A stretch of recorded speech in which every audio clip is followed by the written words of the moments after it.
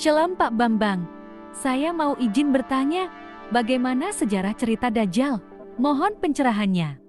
Lah Yesus mengucapkan kata antikristus itu aslinya dalam bahasa Aram yaitu Mesiha Dagala. Mesiha itu artinya Al-Masih, artinya Kristus, artinya Hamasiah yang diurapi sebagai Raja Penyelamat. Dan Dagala itu ada dua makna. Matius 24 ayat 24 menerjemahkan pseudo Kriston, Kristus palsu, pseudo Kriston, Kristus palsu. Tetapi dalam 1 Yohanes pasal 4 ayat 1, 2, 3 yang kita baca, anti Kristus, pelawan Kristus. Jadi Dagala artinya memalsukan ajaran Kristus, tapi juga Dagala artinya melawan ajaran Kristus. Kata Mesiha Dagala inilah yang dalam Alkitab bahasa Arab diterjemahkan Al-Masihud Dajjal. Dan kata Dajjal itu dikenal dalam bahasa Arab tidak hanya oleh orang Kristen, tapi juga dari kalangan non-Kristen menyebut Dajjal. Seperti bahasa Ibrani, Gabriel jadi bahasa Arab Jibril, maka Dagala menjadi bahasa Arab Dajjal. Nah saudara-saudara, cirinya Dajjal itu apa? Dajjal itu menyangkal Yesus. Maka di dalam 1 Yohanes pasal 2 ayat 22, siapakah pendusta itu? Dalam bahasa aslinya, Manu Dagala. Siapakah Dajjal itu? Siapakah Dagala itu? Ela en eina, ini bahasa Aramaik.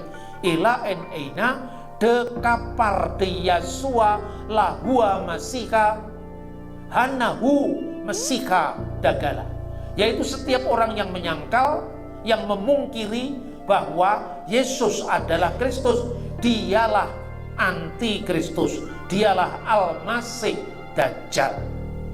Maka Dajjal itu biasanya digambarkan dalam cerita Arab populer, dahinya tertulis huruf kafir.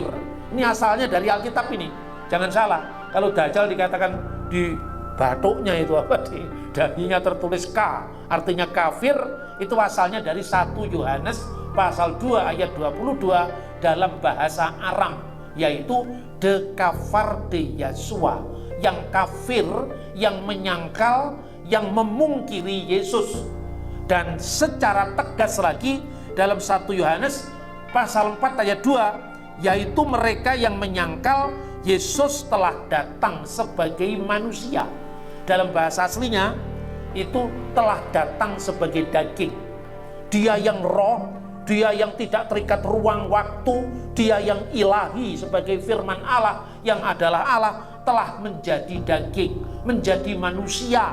Maka di dalam bahasa Aram dikatakan setiap roh, vekul ruha dila mautia, yang tidak mengakui de Yesua ita bebasar, bahwa Yesus telah datang dalam keadaannya sebagai manusia, dalam daging, laiteh min alaha, roh itu tidak berasal dari Allah, elahati min mesihahi dagala, melainkan roh itu adalah roh Al-Masih Dajjal asalnya. Jadi dengan kita mempelajari bahasa aslinya Yesus Kristus, kita bisa melacak berbagai macam paham pemikiran yang justru nantinya malah diarahkan untuk menyangkal kebenaran iman Kristen. Nah sekarang, Oke Pak Bambang, penjelasan Anda sangat mencerahkan dan menguatkan iman kami. Terima kasih, Tuhan Yesus memberkati.